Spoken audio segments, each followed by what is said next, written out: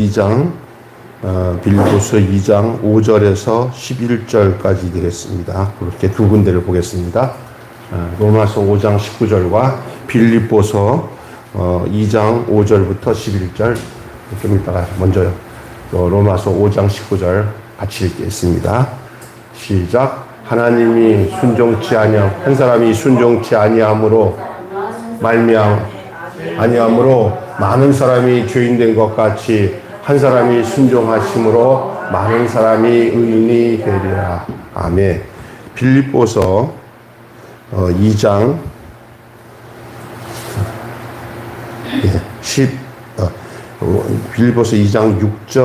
5절에서 11절. 화면을 보셔도 되겠습니다. 자,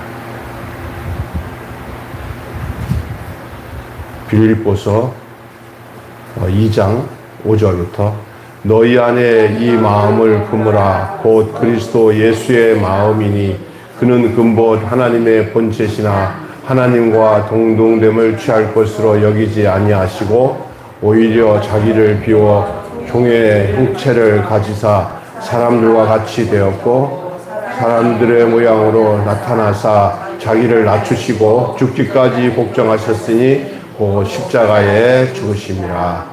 이러므로 하나님이 그를 지극히 높여 모든 이름 위에 뛰어난 이름을 주사 하늘에 있는 자들과 땅에 있는 자들과 땅 아래에 있는 자들로 모든 무릎을 예수의 이름에 꿇게 하시고 모든 입으로 예수 그리스도를 주라 시인하여 하나님 아버지께 영광을 돌리게 하셨느니라. 아멘. 오늘은 자기를 비워라는 말씀으로 함께 은혜를 나누겠습니다. 먼저 읽은 로마서 5장 19절에 한 사람이 순종치 아니함으로 많은 사람이 죄인이 된 것 같이 한 사람이 순종하심으로 많은 사람이 의인이 되리라 할 때 첫 번째 한 사람은 누구고 두 번째 한 사람은 누구라고 생각하십니까? 예, 첫 번째 한 사람은 하나님의 말씀에 순종하지 않고 선악과를 따먹으로 모든 사람이 죄인이 되게 한 아담을 말하고 있는 것이고, 두 번째 한 사람은 누굽니까? 예수 그리스도입니다. 이거를 무슨 아담이라고 합니까? 제2 아담이 아니라 둘째 아담이라고 합니다. 둘째 아담이라고 얘기합니다. 한 사람은 불순종함으로 죄를 가져오고 한 사람은 순종함으로 모두가 의인되게 했다. 그렇다면 순종하지 아니한 것들이 어떤 것인가를 생각해 보시면 알아요. 선악과를 따먹지 아니한 거, 하나님 앞에 불의한 일이죠. 그리고 한 사람의 또 순종은 뭐냐? 그건 뭐냐면 아버지의 약속하신 말씀대로 십자가에서 자기 자신을 내어드리는 그런 일로 인하여 모든 사람에게 새 생명을 주신 사실이죠. 자, 오늘 우리가 생각할 것은 자기를 비우는 일이 얼마나 중요한지에 대해서 말씀을 나누기를 원합니다. 순종은 하나님과 나 사이에 일어나는 개인적 사건입니다. 하나님이 없으면 순종도 필요 없어요. 누가 누구를 순종한다는 거예요. 여러분, 순종한다 할 때 순종은 순종하는 자가 순종하는 분 앞에 관계가 형성되니까 순종하는 거예요. 하나님 없는 사람에는 순종이라는 단어가 필요가 없습니다. 왜 그러냐? 자기가 자기 뜻대로 사니까. 자기에게 순종한다? 뭐 그렇게 말하도 맞는 말이겠죠. 그러니까 순종이라는 이 자체는 따라서 합시다. 하나님과 나 사이에서 일어나는 개인적 사건. 여러분이 인생을 살아가면서 내가 하나님을 진정으로 사랑한다고 하는 느낌의 관계, 그러니까 내가 하나님께 순종한다 하는 그 의미를 정말 가지고 살고 계시는지요? 하나님과 나 사이의 개인적인 사건이란 말입니다. 순종은 내가 성결한 삶을 살 때 맺혀지는 열매입니다. 반대로 내가 순종하지 아니한 삶으로 인해서 나는 성결하지 않았다는 증거가 드러나는 거예요. 그리고 하나님 원하시는 열매는 맺을 수가 없어요. 어떤 사람들은 그냥 착하게 살면 되지 이렇게 생각하는 사람이 있어요. 그것도 뭐 나쁜 건 아니에요. 그러나 하나님과 나와 관계가 없는 상태에서 내 스스로와 뭔가 이렇게 정결하게 깨끗하게 살면 되겠지라는 것은 있을 수 없는 거죠. 성결한 삶. 지금 여러분과 나와 계속적으로 지금 수요일 날 말씀 나누는 내용의 근본 주제는 성결이에요. 지난번에는 중생에 대한 말씀을 했는데 성결에 대한 내용을 하고 있는데 그 성결의 내용 중에 가장 중요한 내용이 바로 나와 하나님 관계 속에서 나타나는 순종이에요. 정말로 하나님께 순종하는 삶은 그 사람이 그 내적으로나 외적으로나 성결을 추구하게 돼 있어요. 하나님은 어떤 분이냐? 깨끗한 분이고 거룩한 분이에요. 내가 하나님의 자녀라고 한다고 하는데 날마다 음란하고 음탕하고 죄짓고 나쁜 일을 사는데 내가 하나님 말씀대로 순종하고 살죠? 그러면 하나님이 그래 너 내 뜻대로 사는구나 하시겠어요? 절대 안 하시죠. 하나님은 당신이 거룩하기 때문에 우리가 거룩하게 살기를 원하시는 줄 믿습니다. 제가 참 좋아하는 목사님 한 분 있어요. 우리 집사람과 함께 한번 저 제주도에 볼일 같이 보고 왔었던 그런 천안에 있는 목사님인데 그 목사님의 어머님이 참 훌륭하신 분이에요. 그 어머님이 자기에게 이런 얘기를 하더래요. 내 아들이 목사인데 잘생겼어요. 그리고 참 얼굴이 인자하게 생기면서도 잘생긴 그런 목사님이세요. 남자가 봐도 잘생겼어요. 그러니까 그 어머니 권사님이 이런 얘기를 했대요. 하나님, 우리 아들이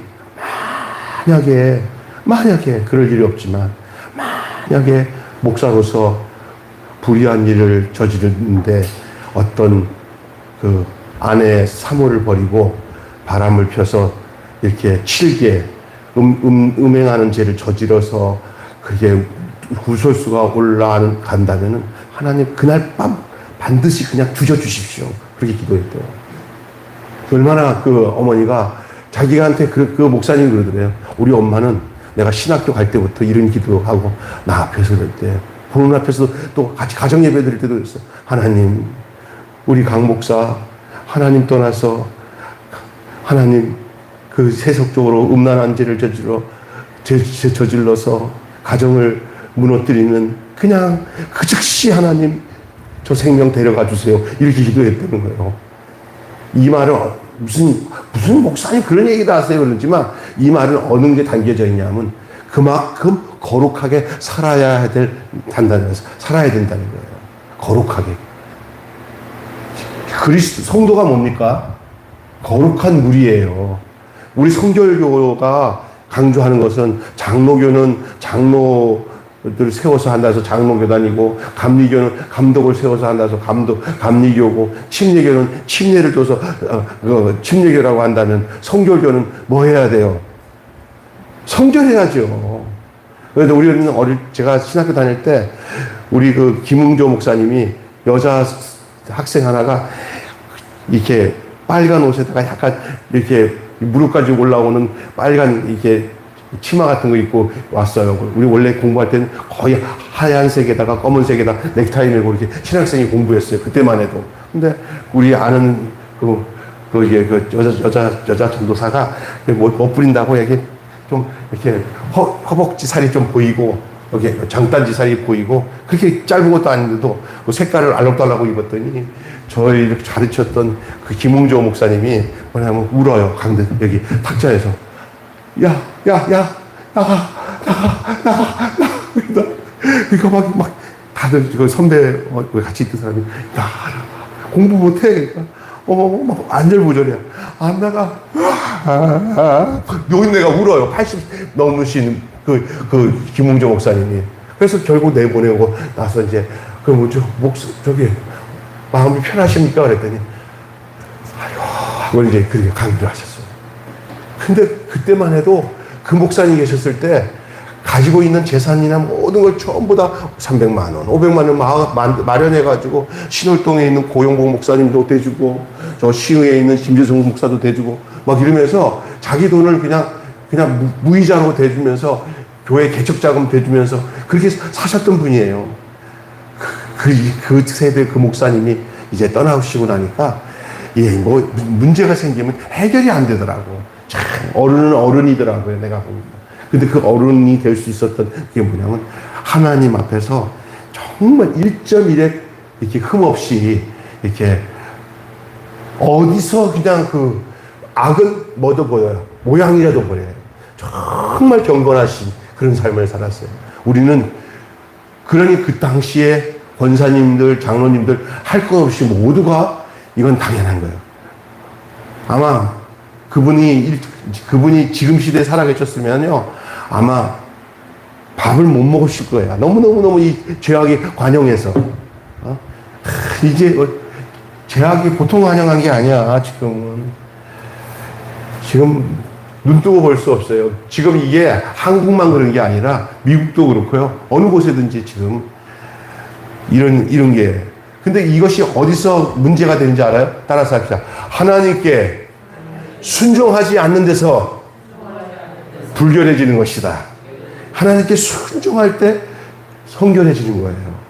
우리 주님은 우리로 하여금 순종의 제물로 우리에게 오셔서 우리를 의롭게 하시기 위해서 당신이 순종하셨어요. 그래서 순종은 내가 성결하게 살 때 맺어지는 열매입니다. 다시 얘기하겠습니다. 내가 성결하게 살려면 뭐 해야 된다? 순종해야 돼요. 순종할 때 성결해지는 거예요. 순종 안 하는 곳에는 성결의 열매를 맺을 수가 없어요. 한 사람의 순종은 거기서 끝이지 않았어요. 어떻게 됐어요? 순종은 많은 열매를 맺었어요. 아버지의 하나님께 맺어진 예수님의 순종이 모든 예수 그리스도 안에서 사는 사람들로 하여금 순종의 열매를 맺게 한 겁니다. 오늘 본문 바울은 로마에 보낸 편지로서 예수 그리스도 한 분의 순종으로 인해 모든 인류가 얻을 구원을 설명하고 있는 거예요. 그게 오늘 5장 19절 말씀이에요. 한 사람이 불순종함으로 인류에게 죄가 들어오고 한 사람이 순종함으로 모두에게 의가 임하게 되었다. 많은 열매를 맺은 예수님의 순종은 어떤 종류의 순종이었는지를 말씀드리겠어요. 첫째로 따라서 합시다. 예수님은 인간 구원을 위한 유일한 대안입니다. 예수님은 인간 구원을 위한 유일한 대안입니다. 예수님의 순종이 있음으로 인해서부터 진정한 순종이 뒤따르게 된 거예요. 우리는 누구만 따라가면 돼요? 예수 따라가면. 예수 따라가며 복음 순종하며 우리 행할 길 환하겠네. 그렇게 되잖아요. 우리 예수님 따라가는 것이 우리에게 순종인 예수님, 우리가 구원을 얻는 유일한 대안은 바로 예수님이 순종하는 데 있었어요. 그리고 그 순종은 우리를 위해서 구원을 이루기도 했지만 그 순종은 우리가 또한 구원을 이루기 위해서 우리 또한 순종하도록, 우리가 예수님 닮아 순종하도록 하시기 위해서 순종하셨어요. 샘플이 있어야 다음이 나오는 거잖아요. 예수님이 샘플이에요, 샘플. 예수님 따라만 하면 돼요. 여러분, 사람 바라보지 말고 예수님 바라보고 신앙생활 하시기를 바랍니다. 예? 아무리 이 땅에 살아가면서 뭐 잘한다고 해도 사람 바라보지 마십시오. 그래서 어떤 면에서는 신앙생활 잘하는 믿음 좋은 사람이 있으면 바라볼 필요는 있지만, 그러나 궁극적으로는 다 온전치 못해요. 그냥 모든 사람이 다 주님 바라보면 사는 거예요. 매일 교회도 우리 성도들도 전부 주바라기가 되시기를 주님의 이름으로 축원합니다. 해바라기를 보고 왜 해바라기가 된지 아세요? 해를 바라보기 때문에 해바라기죠. 해바라기가 이게 고개 축 처져 있으면 해를 안 바라봤다는 증거예요. 그러나 해바라기가 쫙 펴져가지고 생긴 것도 해같이 생겼잖아요. 이렇게 바라보는 건 뭐예요? 해를 바라보기 때문에. 여러분, 저와 여러분은 누구 바라기가 되어야겠습니까? 주 바라기가 돼야 돼요. 그럼 여러분도 주와 같이 될 줄로 믿습니다. 여기 보세요. 그래서 예수님은 인간 구원을 위한 유일한 대안입니다. 오늘 우리가 읽은 본문에서 두 사람이 뚜렷이 대비해서 나와요. 두 사람이. 불순종의 사람 한 사람, 또 순종한 한 사람. 한 사람의 불순종으로 모든 사람이 죄인이 되었어요. 그것은 아담의 죄예요. 아담의 타락으로 한 개인의 타락이 된 것이 아니라 그 인류의 타락을 대표하고 있는 거야. 한 사람의 대표성을 말하는 거예요. 아담의 속에 다 속해 있었어요. 우리도 예수님이 이 땅에 오시기 전에는 다 아담에게 속했지만, 우리 하나님께서 우리를 순종의 자녀로 삼아 성결하고 거룩하게 하시기 위해서 두 번째 아담을 보내주셨는데, 그 두 번째 아담이 바로 우리 주 예수님인 줄로 믿습니다. 그러면 첫 번째 아담의 사람은 어떻게 돼야 돼? 다 죽어야 돼요. 누구 안에서 죽어야 돼요? 두 번째 아담 안에서 죽어야 돼요. 첫 번째 아담에 속한 사람들은 다 아담과 함께 십자가에서 예수님과 함께 죽을 때 같이 죽은 거예요. 예수님이 둘째 아담으로 오신 것은 첫째 아담에 속한 사람들을 다 그 자기에게 속하여서 죽게 하시고 자기의 사람으로 다시 부활하도록 하시기 위해서 예수님께서 십자가에서 죽으시고 부활하심으로 인해 내가 죽고 부활하는 역사를 예수님 안에서 이루어 주신 줄로 믿습니다. 아멘. 그겁니다. 그래서 아담의 타락은 한 개인의 타락이 아니라 인류의 타락이고, 아담의 범죄는 인류의 범죄고 또 나의 범죄입니다. 아담의 범죄는 인간 안에 있는 타락한 본성을 보여주는 사건이었습니다. 하나님은 죄 가운데 있는 인류를 구원하길 원하셨습니다. 그래서 이 땅에 예수 그리스도를 보내주셨어요. 두 번째 아담으로 보내주셨어요. 하나님이 보내신 그 한 사람, 둘째 아담은 하나님이 보내시어서 죄인을 구원하시기에 보내주신 유일한 하나님의 대안이에요. 대안. 이외에는 인간을 구원할 수 있는 방법이 전혀 없는 것을 성경은 얘기합니다. 왜냐하면 죽고 사는 문제가 예수 안에서만 가능한 거예요. 내가 예수와 함께 못 박혀 죽고 예수와 함께 다시 부활하는 그 부활의 역사가 그거밖에는 없어요. 그것이 새 생명을 얻게 하는 방법이요, 구원을 얻는 방법이 되는 거예요. 그게 유일한 대안이에요. 구원받는 유일한 대안은 우리 주 예수님밖에 없어요. 그것은 예수님만이 유일하게 하나님께 바르게 순종할 수 있었던 분이고, 그 순종의 결과로 우리도 순종의 자녀가 되고 그 거룩함을 쫓아 살 수 있도록 이끌어 주셨기 때문이에요. 이제 한 사람의 순종으로 모든 사람이 의인이 되고 한 사람의 순종이 인류의 구원이 될 차례가 된 거예요. 예수님은 따라서 합시다. 예수님은 하나님의 뜻에 순종했습니다. 예. 그 순종은 예수님 안에 있는 사람만 할 수 있어요. 어떤 사람이 그래? 아이고, 내가 직접 하나님께 순종해요. 절대 착각하고 있는 거예요. 예수님 안에서만 순종이 가능해요.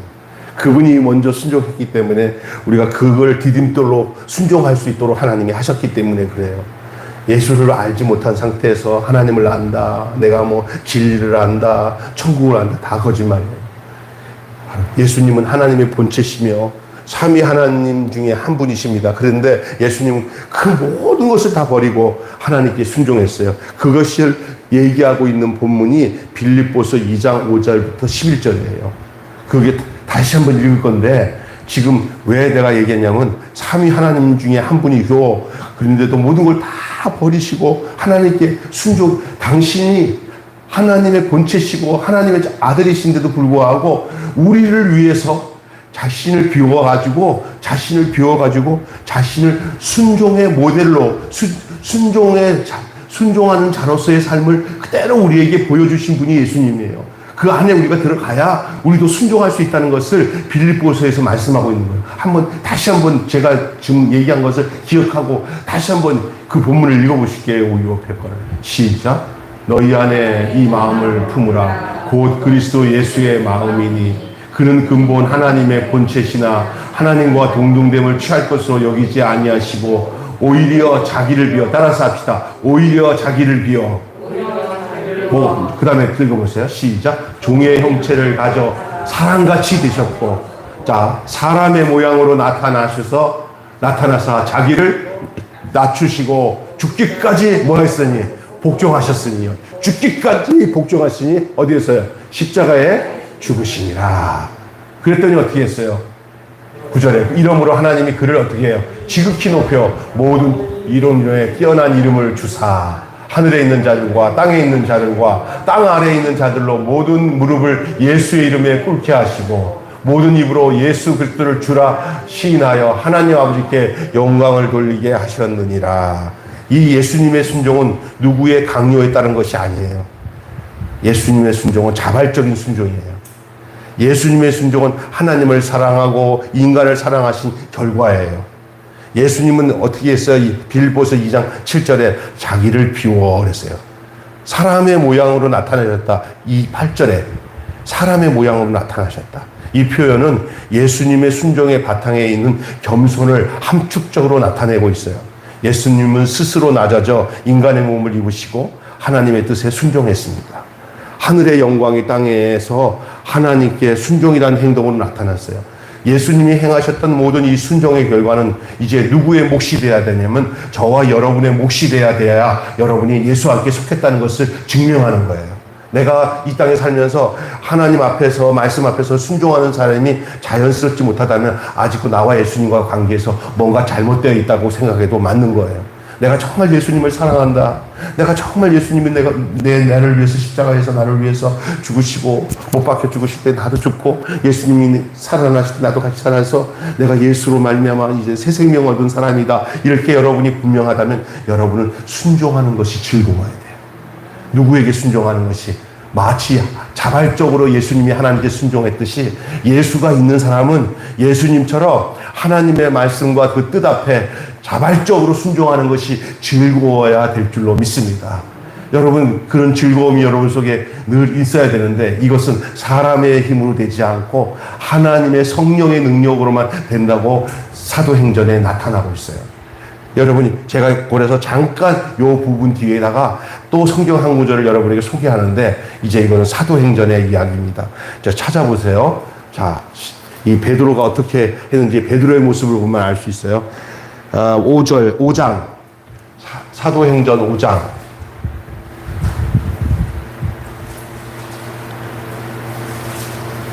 29절부터 보세요. 29절만 좀 먼저 보세요. 자, 크게 우리 목사님께서 만들어주시면 그걸 보시든지 성경을 찾는 것도 괜찮아요. 사도행전 5장 29절. 자, 시작. 베드로와 사도들이 대답하여 이르되 사람보다 하나님께 순종하는 것이 마땅하니라. 이 내용은 언제냐요? 베드로와 이 사도들에게 이 예수의 이름으로 복음을 증거하지 못하도록 자꾸 압력을 넣으니까 베드로가 하는 얘기예요. 너희들 말을 듣는 것이 옳으냐 하나님께 순종하는 게 옳으냐 너희들이 생각해봐라 이렇게 얘기하는 거예요. 순종은 누구에게 순종하는 걸 아는 것이 순종이에요. 따라서 합시다. 순종은 누구에게 순종하는 것을 바로 아는 게 순종이다. 이게 순종이다. 그럼 내가 여러분에게 얘기할게. 누구죠? 예수 그리스도. 또 누구죠? 하나님. 마귀에게 순종하면 마귀의 종이에요.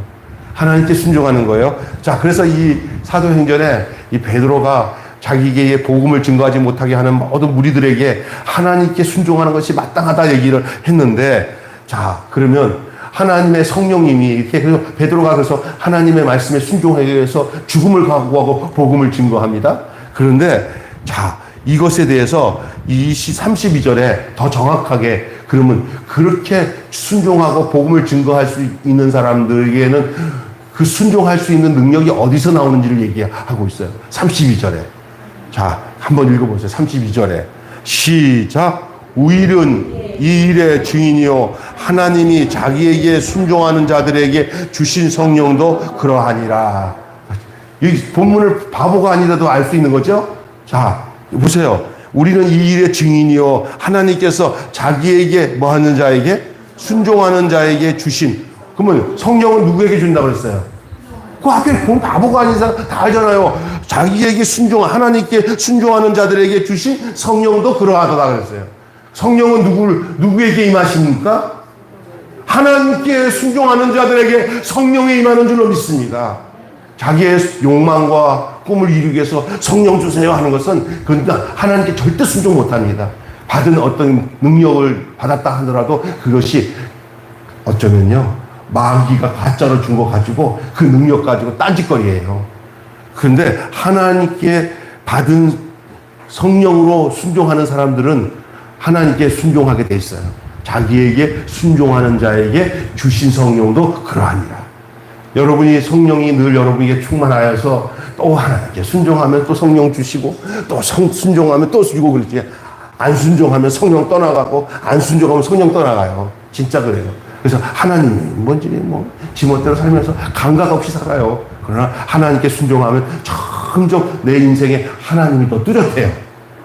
죽는 날이 가면 갈수록 더 하나님이 더 가까이 계시고 더 뚜렷해져요. 왜 그러냐? 순종하고 순종하고 순종했기 때문에 그 순종할 수 있었던 것은 그 안에 뭐가 임하신 거예요. 성령은 순종하게끔 하시는 영이에요. 아멘. 그래서 우리가 이 일의 증인이요 하나님께서 자기에게 주신 성령 자신에게 순종하는 자에게 주신 성령도 그러하도다. 그랬습니다. 여러분, 우리 예수님 먼저 이 땅에 살면서 그 순종의 삶을 살았어요. 그리고 그 예수님을 신원하시고 함께 하셨던 성령님도 이제는 예수를 따르고 예수의 발자취를 따라 살아가는 우리 모두에게도 예수와 함께 하셨던 그 성령님이 우리와 함께 하셔요. 예수님 자체가 순종이에요. 성령도 순종이에요. 예수님 안에 사는 우리들도 순종이에요. 그 여러분의 이름이 순종이 되시기를 바랍니다. 아멘. 불순종 되지 마세요. 그 마귀의 자식이에요. 순종의 자식은 하나님의 자식이에요. 할렐루야. 하늘의 영광, 땅에서는 하나님께 순종이란 행동이 거기서 나타나는 거예요. 가정에 살면서도요, 자녀들을 키우면서 이제 믿음 있는 부모들의 입장에 좀 못된 부모들도 있으니까 이건 좀 제외하고 믿음 있고 하나님 아는 부모 밑에서 자라는 자녀들 중에 특별히 그냥 일반적으로도 그래. 일반적으로도 순종 잘하는 자식들은 인생이 복돼요. 솔직히. 또 성경 말씀을 보면은 그 언제든지 그 믿음의 사람들이 순종하는 자식들은 그런 어려운 게 없이 하나님이 복을 많이 줘요. 진짜 그래, 진짜. 예? 자녀를 키워도 조금이라도 순종을 더 잘하는 자녀들은 이상하게 하나님 증거를 보여줘. 희한하다, 진짜. 하나님 살아있는 게 나타나는구나. 근데 조금 좀 이렇게 불순종하면은 그렇게 어려움을 당해 잘 몰라. 여러분, 성경, 구약 성경에 보면 제일 어려움 없이 그냥 하는 대로 그냥 100배의 열매를 맺고 순탄하게 살았던 사람이 있어요. 그 사람의 이야기는 자기 아들보다도 그 아버지보다도 하여간 이 사람은 트레이드 마크가 순종이에요. 장가를 조금 늦게 갔긴 하지만 그냥 그렇게 함부로 연애 안 하고 딱 정해진 여자를 만나서 경건하게 산 사람 중에 하나예요. 그 사람이 누군지 아세요? 예? 그 사람은 하여간 그냥 우물을 파더라도 그냥 파기만 하면 그냥 하나님 복을 주셨어요. 예? 그 사람의 이름은 아버지가 그를 데리고 가갖고 모리아산에 가서 야, 오금 묶어도 그냥 이래 하고 순종했어요. 그의 인생은 정말로 어려움이 별로 없었어요. 그 이름을 하여 이름을 뭐라고 할 수 있어요? 이삭이에요, 이삭. 그 이삭의 순종하는 모습은 마치 나중에 우리 예수님이 하나님의 뜻에 따라서 그냥 털 깎는 자 앞에서 잠잠하게 십자가에서 지는 그 모습을 이삭의 인생과 비교하고 매치를 시켰어요. 그 이삭도 인생에 그런 날이 있었잖아요. 12살에 아버지가 끌고 가고 모리아산에다가 꽁꽁 묶었는데도 아버지한테 대들지 않고 아버지 왜 양은 왜 없어요? 하나님이 준비했느니라. 얼마나 그래. 그런데 죽었어요, 안 죽었어요? 부활하고 내려왔어요. 할렐루야. 그때 아브라함을 하나님이 왜 이삭을 데리고 모리아산에 가서 자기 아들 이삭을 잡는 그 퍼포먼스를 왜 하게 하셨는지 알아요? 하나님이 나중에 아브라함아 내가 너같이 될 거다. 네가 지금은 네 아들 이삭을 데려다가 저 모리아산에다가 꽁꽁 묶어서 나한테 바치듯이 내가 너희들을 위해서 내 아들을 저렇게 이삭처럼 죽일 날이 올 것이다. 아브라함아 죽이지 말아라. 됐다. 내가 너 믿음을 알았느니라. 딱 보니까 여호와 이래. 뭐가 있어요? 양이 있어요. 그래서 대신 누구요? 이삭을 내려놓고 누구 잡았어요? 양을 잡았잖아요. 그 이삭은 죽었다가 부활했어요. 그것이 구약 성경에 나오는 순종의 이야기예요. 순종했던 그 아브라함의 아들 이삭은 어떤 인생을 살았어요? 그 이후에 이삭의 인생은 하나님이 그냥 얼마나 귀하게 여겼는지. 왜? 죽었다가 부활한 순종의 자식이에요. 자기 생명을 아낌없이 아버지가 죽을 때 하나님께 드려준 인생이니 그가 그냥 어디 갔었는지 그냥 샘을 탔더니 그냥 7살인데 부엘세바 알잖아요. 또 파면은 또 묶어도 가서 달라고 그러면 또 이쪽에서 또 파는 것마다 다 됐다는 거야. 순종하는 자에게는 이런 하나님의 역사하심이 있는 줄로 믿습니다. 아멘. 세 번째로 예수님의 순종으로 따라 삽시다. 예수님의 순종으로 하나님의 인간 구원 계획이 실현됐습니다. 우리의 인간 구원은 예수님의 순종으로 이루어졌어요. 그래서 겟세마네 기도가 알잖아요. 아, 주의 사랑 크고 크셔라. 순종의 제물로 자기 자신을 내어드림으로 우리를 구원하셨어요. 인류를 구원하셨어요. 아담의 불순종은 인류의 타락으로 열매를 맺었지만 예수님은 우리를 위해 순종함으로 인류를 구원하는 열매를 맺었어요. 하나님이 자기를 비우실 때 하나님은 그 빈자리를 하나님의 영광으로 가득 채우십니다. 예수님의 순종으로 하나님의 뜻인 인간 구원의 계획이 역사 속에 실현되고 그 역사 속에 실현됐다는 얘기가 뭐냐? 저와 여러분 속에 이것이 실현된 줄로 믿습니다. 여러분, 우리가 무엇을 근거로 내가 구원받았다고 얘기할 수 있어요? 바로 예수님의 순종으로 우리가 구원을 받았다는 것을 증명하는 거예요.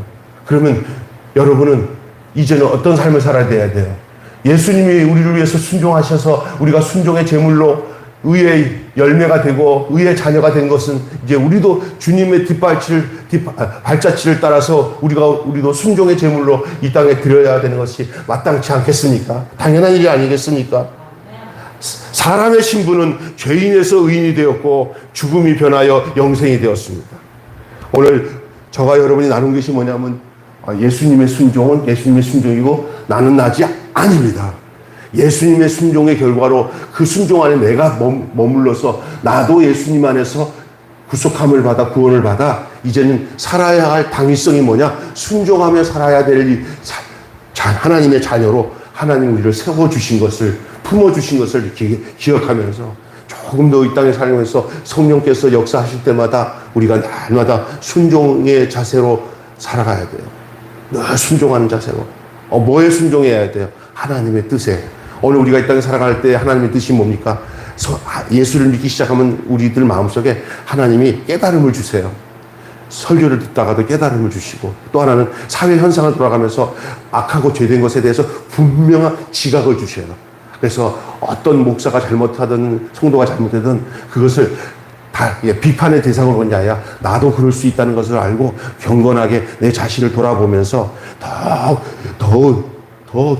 겸허하게 나의 부족함을 깨달으면서 주님이 나 붙잡지 않으면 나도 저렇게 쓰러질 수밖에 없는 연약한 인간입니다 라는 생각을 가지고 늘 주님의 뜻에 순종하며 살아감으로 인해서 성결함을 누리며 거룩하고 정결한 하나님의 자녀로서 살아갈 수 있도록 우리 스스로가 할 수 있는 것이 아니에요.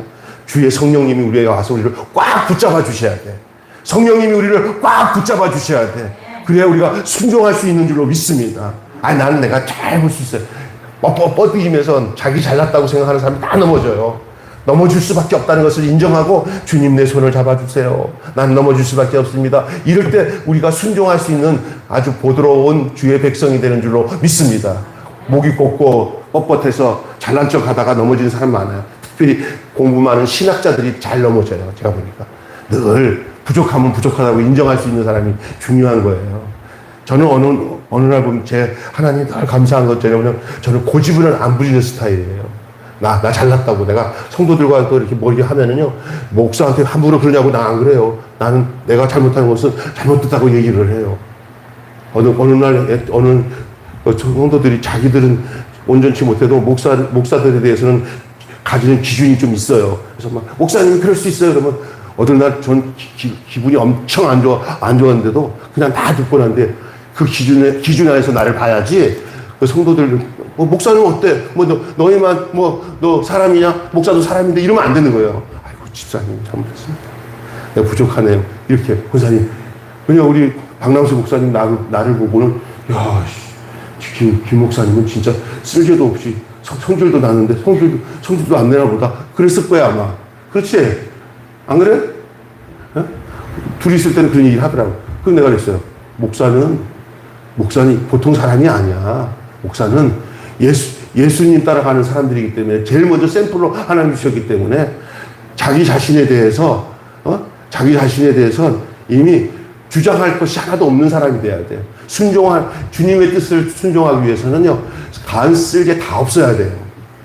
그냥 뭐 하기 위해서? 오직 예수님을 따라가는 그 예수의 생명, 따라가는 그것이 있어야 그때야 가정도 평안해지고 교회도 평안해지는 거예요.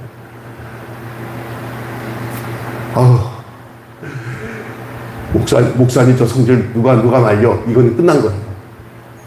아이고, 목사님 저 성질 누가 말려? 그거 끝난 거예요. 하나님이 다루기에 참 편한 사람, 성도가 씹어먹기에 참 좋은 사람이 목사예요. 그래서 저는 옛날에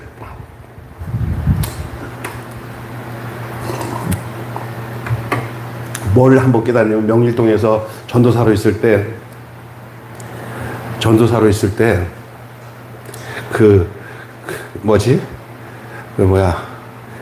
남자 성도들이 그렇게 모여가지고 이제 막 목사님 헌담을 하는 것을 그 자리에 내가 화장실에 있는데 간 줄 알았나 봐. 근데 화장실에 있었는데 내가 다 들었거든요.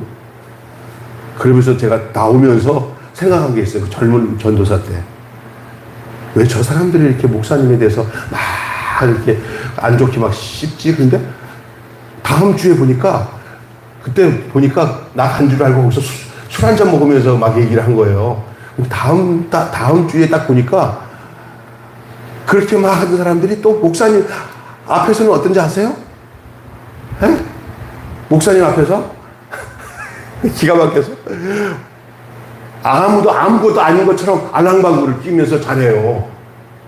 그래서 내가, 이거 정말 이율배반이다. 근데 지금 와서 나중에 생각해서 보니까 내가 가서 목사님한테 일렀어요. 솔직히 말해서. 목사님, 거기에 누구 그렇게 목사님한테 그러더라고요. 목사님이 씩 웃으면서 이렇게 말을 하더라. 참, 그 목사님, 그 부분에 내가 참 존경해요. 성도는 목사님 사랑하면 씹는 맛으로 살아. 그래서 내가 그 사람들이 전부 다 훌륭한 장로되고 권사되더라고요. 그때는 막 교회 들어오기 시작이잖아요. 원래 그런 거예요. 그러니까 참고 인내하며 먼저 순종하며 살게 되면은 그 뒤를 따르는 모든 사람들이 그 순종의 길을 따르는 법을 배우게 되는 거예요. 믿습니까?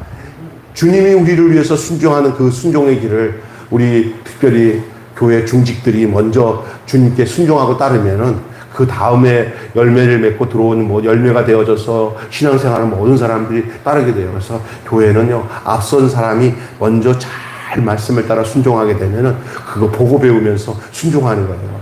순종하는 아버지 밑에 순종하는 손자가 생기는 거예요. 효자 밑에 또 효자가 생기는 것처럼요. 똑같은 거예요. 우리 예수님 잘 바라보면 우리도 예수님 뒤따라갈 수 있어요? 그러면 우리 뒤를 또 따라서 간 사람들이 예수님을 따라가는 것과 똑같이 따라가게 되는 줄로 믿습니다. 사람을 본받지 말라는 얘기가 아니에요. 순종하는 사람을 본받는 것이 예수님을 본받는 것인 줄로 믿습니다. 우리 교회 안에 믿음으로 사는 좋은 권사님들의 그 발자취를 따라서 나도 저 권사님과 집사님처럼 사는 것이 주님을 위해서 사는 것이지라고 생각할 정도만 된다면 그건 행복한 교회예요. 나는 우리 여기 있는 권사님들, 우리 이윤신 권사님 같은 분도 없잖아요. 그냥 저렇게만 살면 정말 천사 같아 하는 그런 마음들 같잖아요. 제가 어제 주일날 딱 보는데 누가 그러더라고요. 교회가 너무 바뀌었어. 교회가 너무 행복해 보여. 누가 그래요?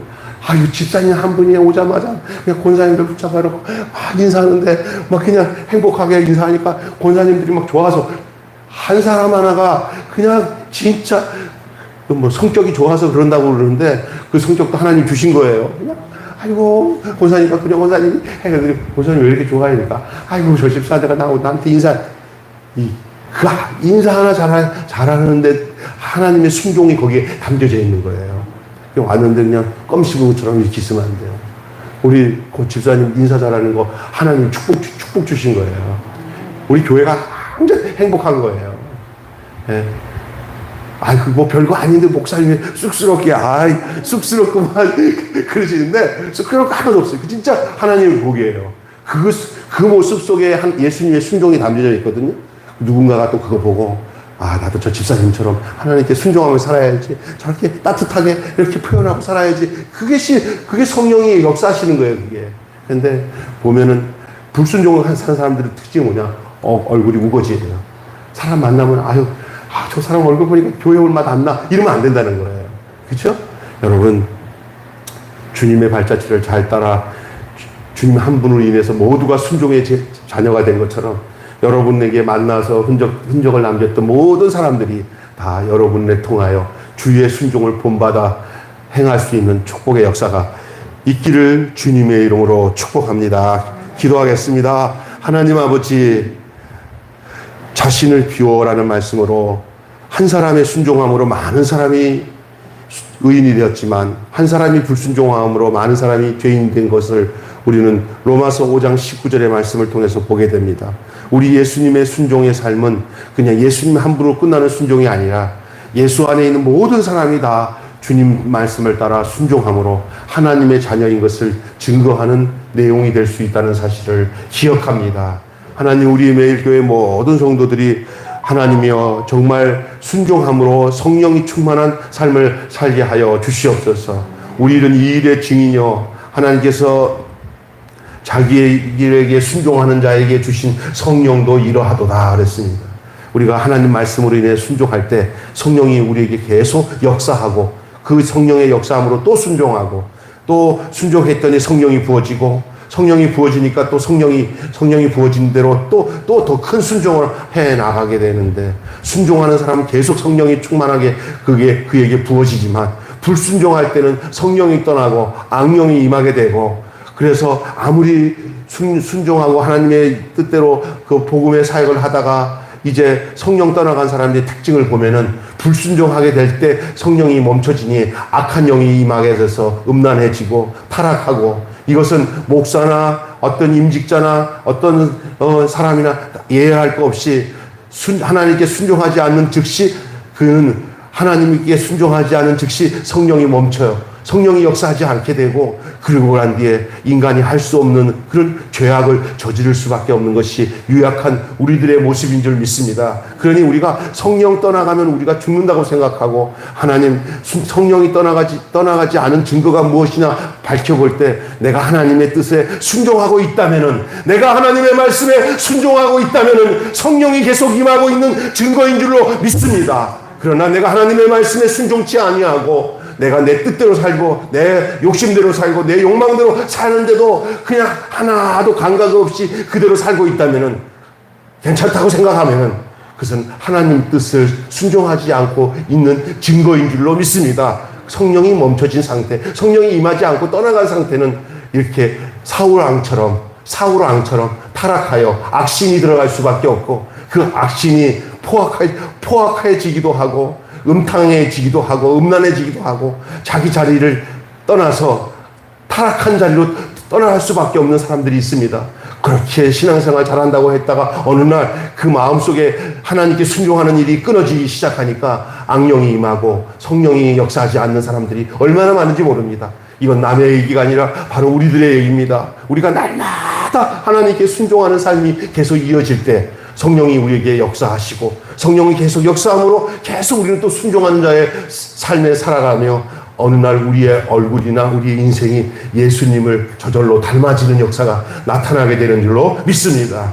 우리 매일교회 모든 성도들이 거룩한 성도들이 되게 하시고 성령의 사람들이 되게